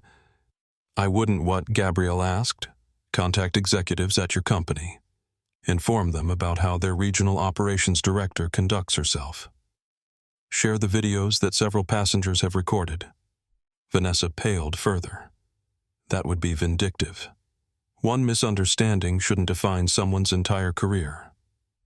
Interesting perspective, Gabrielle noted, especially from someone who just 30 minutes ago threatened to have our staff reassigned to less desirable routes for not giving you preferential treatment. This reminder of her own words left Vanessa speechless once again. Miguel approached with the snack service. His professional demeanor remained intact, though he now addressed Gabrielle with the respect her position warranted. "Ms. Kennedy, would you care for something from our premium menu?" "Just the mixed nuts, thank you, Miguel." She turned to Vanessa. "And for you, Ms. Mitchell." Vanessa shook her head silently, her appetite apparently gone. As Miguel moved on, Gabrielle opened her tablet again, reviewing notes for her Atlanta meeting. She worked quietly, seemingly untroubled by the tension that still hung between them. Vanessa finally gathered enough composure to attempt damage control. "Ms. Kennedy, I hope we can resolve this situation professionally. My company values its industry relationships." "As do I," Gabrielle replied without looking up. "Which is why I take very seriously any threats to my staff's well-being or attempts to undermine the inclusive environment we've worked so hard to create. I never intended intentions matter less than impact," Gabrielle interrupted gently. "The impact of your behavior today was felt by everyone on this aircraft." The conversation paused as the captain's voice came over the intercom announcing their initial descent into Atlanta. Passengers began preparing for landing, though many still glanced occasionally toward the now infamous Row 1. Jordan leaned forward again. "Ms. Kennedy, I just wanted to say what an honor it is to meet you even under these circumstances. You're a huge inspiration to young black women like me pursuing business careers." Gabrielle turned with a genuine smile. "Thank you. That means a great deal to me. It's why representation matters in every industry. Would it be possible to speak with you briefly after we land? I'm actually studying aviation management at Howard University." "I'd be happy to," Gabrielle agreed. "Find me after deplaning." This exchange seemed to deepen Vanessa's discomfort. The reality of her miscalculation continued to unfold in layers.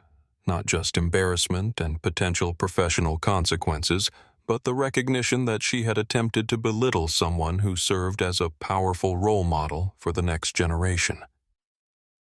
As the aircraft began its final approach, the cabin settled into silence. Vanessa stared out the window, her reflection in the plexiglass showing an expression of mounting concern. Gabrielle reviewed her meeting notes with composed focus, seemingly untroubled by the lingering tension. The wheels touched down on the Atlanta runway with a gentle thud. As the aircraft taxied toward the terminal, passengers began gathering belongings and preparing to deplane. The normal post-landing bustle resumed, though the atmosphere in first class remained charged with unresolved emotion.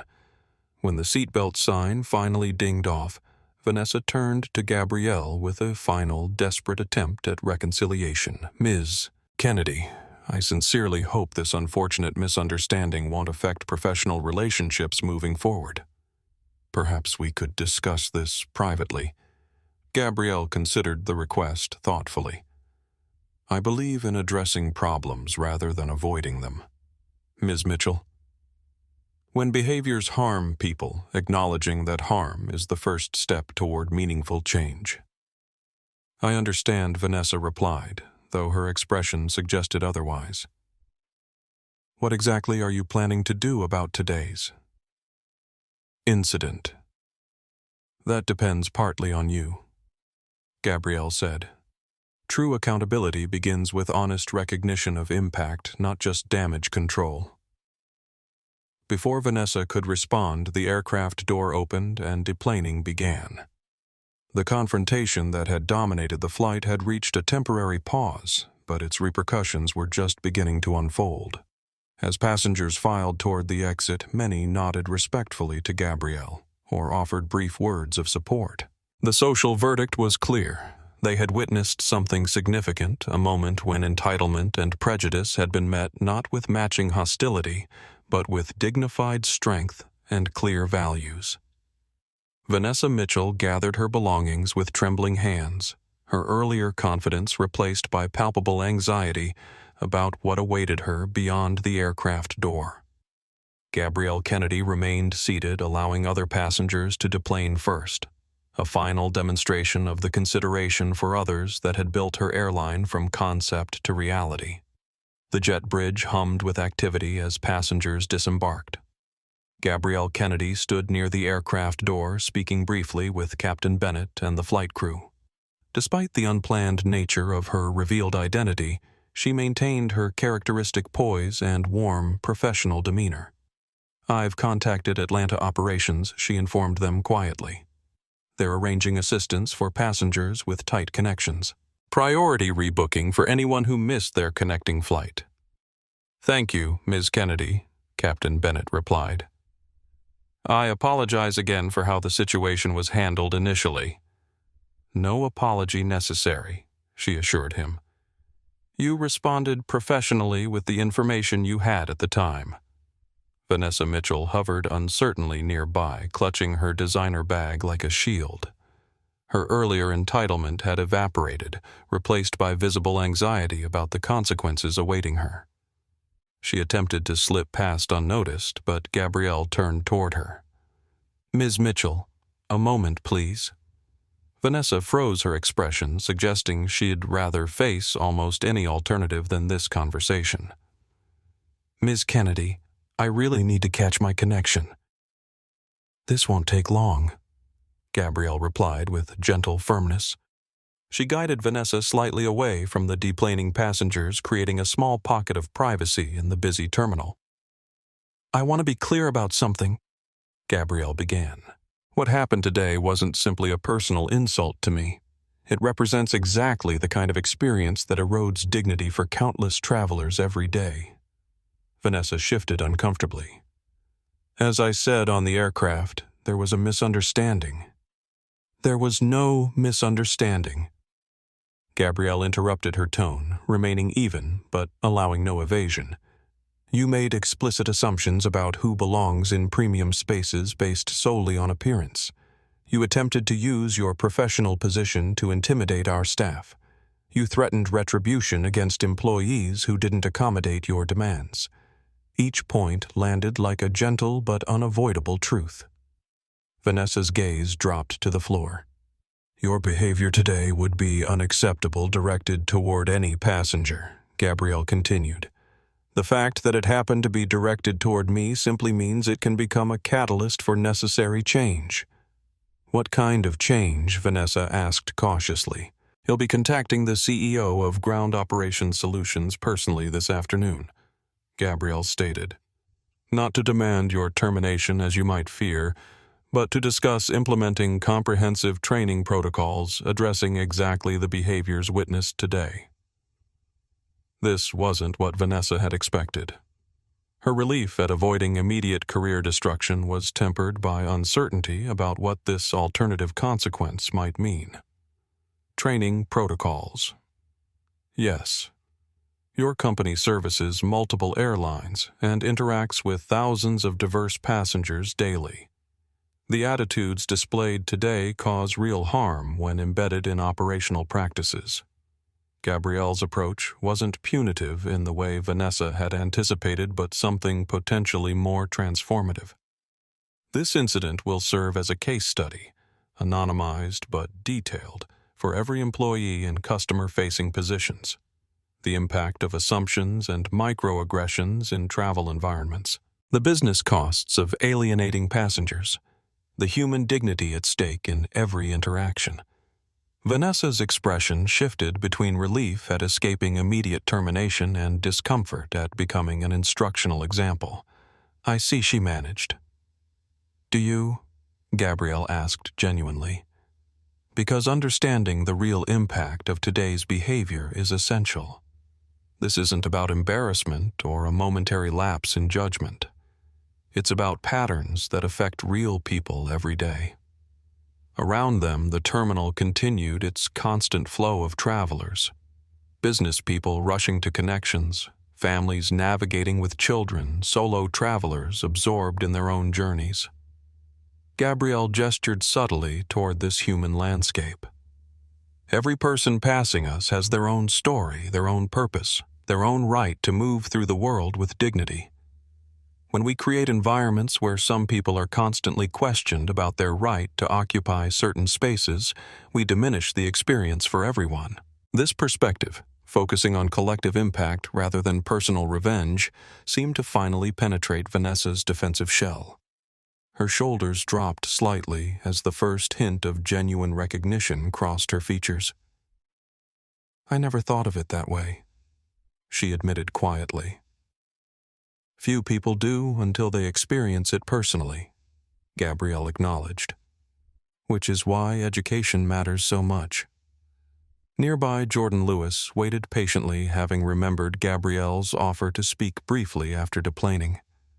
Gabrielle noticed her and nodded in acknowledgement before turning back to Vanessa. "I need to prepare for my meeting, and you likely have a connection to make. But remember this moment, Ms. Mitchell. Not just the embarrassment of discovery, but the opportunity it presents to reconsider assumptions that may have gone unchallenged throughout your career." With that, Gabrielle extended her hand, a professional courtesy that visibly surprised Vanessa. After a moment's hesitation, Vanessa shook it briefly. "Thank you for not destroying my career," Vanessa said awkwardly. "Consequences should educate, not just punish," Gabrielle replied. "Though I should mention that several passengers recorded today's interaction. In our connected world, accountability often extends beyond official channels. This reminder that the incident might have a digital life beyond the flight caused Vanessa to pale slightly. She nodded once more before hurrying away toward her connecting gate. Gabrielle turned to Jordan, who approached with evident admiration. "Ms. Kennedy, thank you so much for taking time to speak with me. What you did back there was incredible." "What specifically impressed you?" Gabrielle asked with genuine interest. "The way you maintained your dignity throughout, even when you had every right to be angry. And then offering education instead of just punishment. It was masterful." Gabrielle smiled. "Education creates lasting change. Punishment often just creates resentment." "I'm studying aviation management at Howard," Jordan explained. "Your career path has been such an inspiration, building AirVista from nothing, especially as a black woman in an industry that's historically been resistant to change." Gabrielle supplied with a knowing smile. "Exactly. Would you mind if I asked what advice you'd give someone hoping to follow a similar path?" Gabrielle considered the question thoughtfully. "Never let others define what's possible for you. When I proposed starting an airline, I was told repeatedly it couldn't be done, not by someone with my background. Each rejection refined my approach without diminishing my vision." She continued, "And remember that how you succeed matters as much as whether you succeed. Build organizations that reflect the values you wish existed in the world." Jordan nodded eagerly, absorbing each word. "That's powerful advice." "Thank you. Here," Gabrielle said, pulling a business card from her briefcase. "Email my office about our internship program. We're always looking for passionate people who understand our mission." Jordan accepted the card with visible emotion. "I will definitely do that." "Thank you so much." As they parted ways, Gabrielle checked her watch. Despite the flight delay, she still had time to prepare for her merger meeting. She headed toward the executive lounge, already mentally transitioning from the morning's confrontation to the afternoon's strategic business discussion. What she didn't yet realize was how quickly the incident was spreading beyond the aircraft. Jordan's video had already been uploaded to social media with the caption, "White woman tries to remove black passenger from first class. Turns out she built the airline." Within the hour, it would begin its viral journey across platforms, sparking conversations about privilege assumptions and belonging that would extend far beyond this single flight or airline. The private confrontation between two women was transforming into a public referendum on dignity and respect in shared spaces. As Gabrielle Kennedy prepared for her meeting, the culmination of years of strategic planning and business development, the ripple effects of Seat 1A were just beginning to spread outward, touching lives and prompting reflections far beyond what either woman could have anticipated when they boarded Flight 447 that morning. Ms. Kennedy, the board chair, just arrived in the conference room. The final merger documents are prepared for review. James Rivera, AirVista's COO, stood in the doorway of the private office Gabrielle had been using to prepare for the afternoon's crucial meeting. Her composed expression gave no indication of the morning's dramatic confrontation. "Thank you, James. He'll be there momentarily."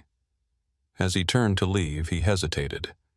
"I should mention, there's a situation developing on social media. A video from your flight this morning has gone viral." Gabrielle paused. "How viral?" "Over 200,000 views in the past hour, climbing rapidly. Major news outlets are requesting comment. Our communications team is fielding inquiries about the AirVista CEO confrontation." She nodded thoughtfully. "Have them prepare a statement emphasizing our commitment to dignity for all passengers. No personal attacks against the other individual involved. Focus on our values and mission." "Already in progress," James assured her. "The public response has been overwhelmingly supportive of you and AirVista. People are sharing their own experiences with similar treatment. The unplanned visibility created an interesting dynamic on the day of their most significant business negotiation." "Let's use this moment constructively," Gabrielle decided. "After the merger announcement, we'll unveil the new passenger dignity protocols we've been developing. The timing couldn't be more relevant." James smiled appreciatively. "Always finding the strategic opportunity.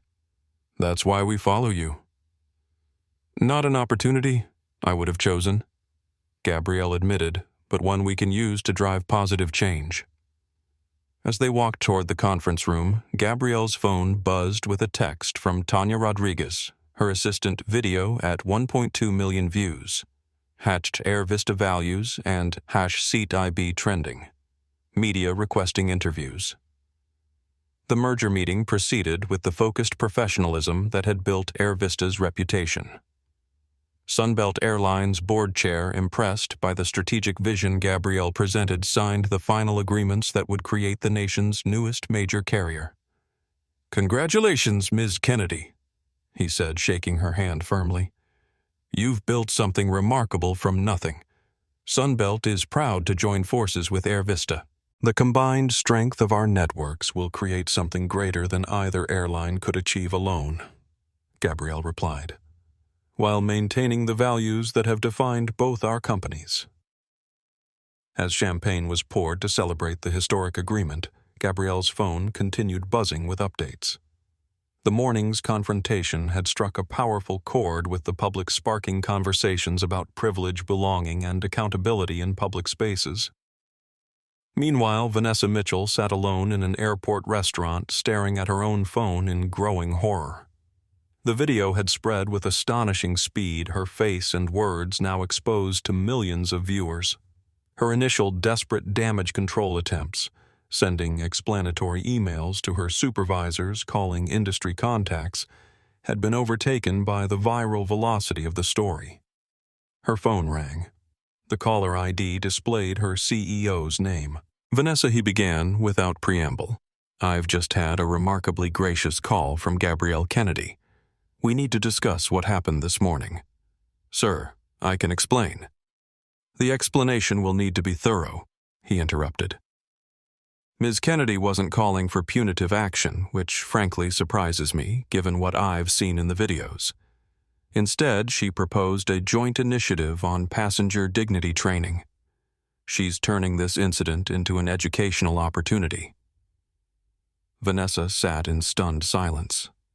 The consequences shed feared, immediate termination, industry blacklisting, weren't materializing in the expected form. Instead, something potentially more profound was unfolding. You're being placed on administrative leave effective immediately while we conduct a full review, her CEO continued. Upon your return, you'll be heading up the implementation of the new training protocols, using your first-hand experience with this incident to drive meaningful change in how our staff interact with diverse passengers. The elegant accountability of this approach left Vanessa speechless. Rather than simply being punished or discarded, she was being tasked with becoming an agent of the very transformation her behavior had made necessary. I understand, she managed finally. I'm not sure you do, but that's part of the process, her CEO replied. This incident has created a significant learning opportunity for our entire organization. Ms. Kennedy has offered to personally participate in developing the training materials. Your role will be to implement them across all our operations. After the call ended, Vanessa sat motionless, processing the unexpected direction her career had just taken. Her phone continued lighting up with notifications as the video spread, further commentary accumulated, and her name became temporarily synonymous with entitlement and prejudice. Back in the AirVista conference room, Gabrielle addressed the combined executive teams from both airlines. Today marks a historic merger, but it also highlights something equally important: how we conduct ourselves matters. This morning's incident, which many of you may have seen circulating online, reflects challenges that persist throughout the travel industry. Heads nodded around the table. Several executives had already viewed the viral video. Rather than focusing on individual blame, we're announcing a new initiative: the Passenger Dignity Commitment. Every employee from boarding gate to flight deck will receive enhanced training on creating truly inclusive travel experiences. She outlined the comprehensive approach: anonymous testing of customer service practices, regular review of complaint patterns, revised protocols for addressing disputes, and partnerships with civil rights organizations to develop evidence-based training materials. The merged airline will lead by example, Gabrielle concluded. We'll measure success not just in financial metrics, but in creating an environment where every passenger is treated with equal respect, regardless of appearance, background, or assumptions. The initiative received immediate support from both executive teams. What had begun as a personal confrontation was transforming into structural change with potential industry-wide impact. As the meeting concluded, Gabrielle stepped aside to take a call from a major news network requesting an interview about the viral incident. "I'd be happy to discuss our new passenger dignity commitment," she told the producer. "But I won't participate in personally attacking the other individual involved. This isn't about one person's behavior. It's about creating lasting change in travel culture." This approach, focusing on solutions rather than condemnation, resonated powerfully with the public. By evening, the hashtag #DignityInTravel was trending alongside clips of the original confrontation.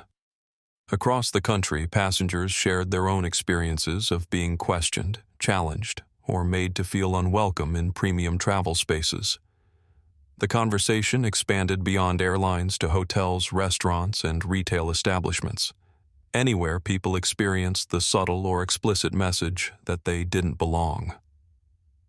Gabrielle's measured response became a case study in effective leadership, using an individual incident as catalyst for structural change without descending into personal attacks. Aviation industry publications highlighted AirVista's approach as a model for addressing unconscious bias and improving customer experience. For Vanessa Mitchell, the consequences unfolded in multiple dimensions. The administrative leave provided time for reflection that her busy executive schedule had never allowed. The public nature of the incident created uncomfortable conversations with friends and family who recognized her in the footage. The assignment to implement training upon her return offered a path to professional redemption through meaningful contribution rather than mere punishment. 3 days after the flight, she sent Gabrielle Kennedy a handwritten note. "Ms. Kennedy, words cannot adequately express my regret for my behavior on Flight 447. What began as entitlement became something far worse. Seeing myself through the lens of that video has been painful but necessary. Your response, choosing education over punishment, transformation over retribution, reflects a leadership approach I hope to learn from. While I cannot undo the harm caused, I commit to using this experience to drive meaningful change in how our organization interacts with all passengers. With sincere appreciation for your grace under pressure, Vanessa Mitchell. Gabrielle read the note thoughtfully. The sincerity seemed genuine, though real change would require sustained effort beyond initial remorse. She filed the note in her briefcase, a reminder that transformation begins with recognition and continues through persistent action. As the merger integration proceeded in the weeks that followed, the passenger dignity commitment became a cornerstone of the combined airline's public identity. Industry observers noted how a potentially damaging viral incident had instead become a powerful brand differentiator and catalyst for cultural change. What began in Seat 1A had expanded far beyond a personal confrontation between two women. It had opened a necessary conversation about who belongs in which spaces, who decides, and how assumptions shape experiences in ways both subtle and profound. For Gabrielle Kennedy, the incident reinforced her long-standing commitment to building an airline where dignity wasn't a premium amenity but a universal right. For Vanessa Mitchell, it began a challenging but necessary journey toward recognizing and addressing her own biases. And for the millions who watched the video, commented, shared their stories, and followed the aftermath, it provided a rare moment of accountability and transformation playing out in real time. A reminder that change becomes possible when unspoken rules are finally spoken, examined, and rewritten. 3 months later, Gabrielle Kennedy stood before a diverse group of new flight attendants in AirVista's expanded training facility. The merged airline's distinctive logo, combining elements from both original carriers, adorned the wall behind her. Morning light streamed through tall windows, illuminating eager faces watching her with admiration. "Welcome to your final day of training," Gabrielle began, her warm voice carrying naturally through the room. "Today we're discussing something fundamental to our airline's identity, the Kennedy Protocol for Passenger Dignity." The name had been chosen by the training department despite Gabrielle's modest objections. It had quickly become industry shorthand for a comprehensive approach to inclusive customer service. 3 months ago, an incident occurred that many of you probably saw online, she continued. What could have remained a painful personal experience instead became a catalyst for industry-wide reflection and change. Heads nodded throughout the room.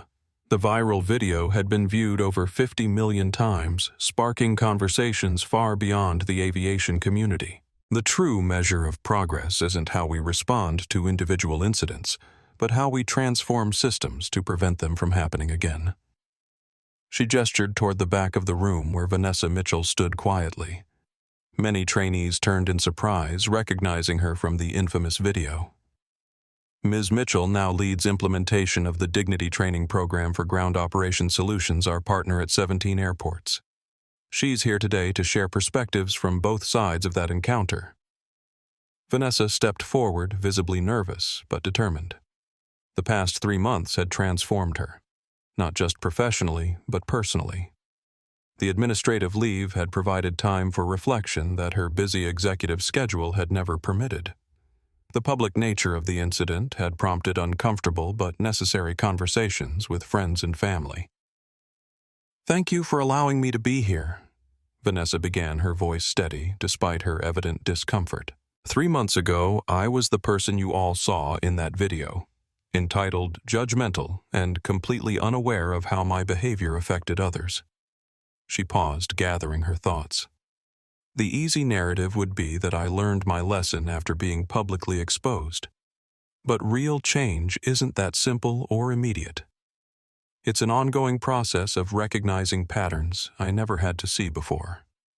Vanessa described how the incident had forced her to examine assumptions that had gone unchallenged throughout her career, about who belongs in premium spaces, whose comfort matters, whose presence requires justification. "I'm not here seeking sympathy or forgiveness," she clarified.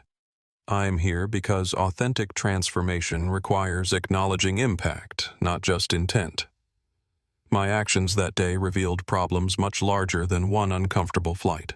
Together, Gabrielle and Vanessa outlined the core elements of the Kennedy Protocol now being implemented across the merged airline evidence-based training on unconscious bias, revised procedures for addressing passenger disputes, anonymous testing of customer service practices, and regular analysis of complaint patterns to identify potential disparities in treatment. This protocol isn't about political correctness or special treatment, Gabrielle emphasized.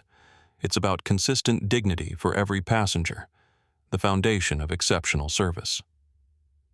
A young flight attendant raised her hand. Ms. Kennedy, has the industry been receptive to these changes? Initially, some viewed it as a passing response to a viral moment, Gabrielle acknowledged. But the business case has become increasingly clear. Airlines implementing similar protocols have seen measurable improvements in customer loyalty and reduced complaint handling costs, she continued.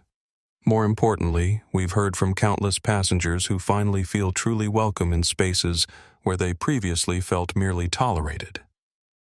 That fundamental shift in experience drives loyalty no marketing campaign could ever achieve. The training session concluded with practical scenarios, role-playing challenging situations flight attendants might encounter. Gabrielle observed with quiet satisfaction as the trainees applied the principles, thoughtfully demonstrating genuine understanding rather than mere compliance.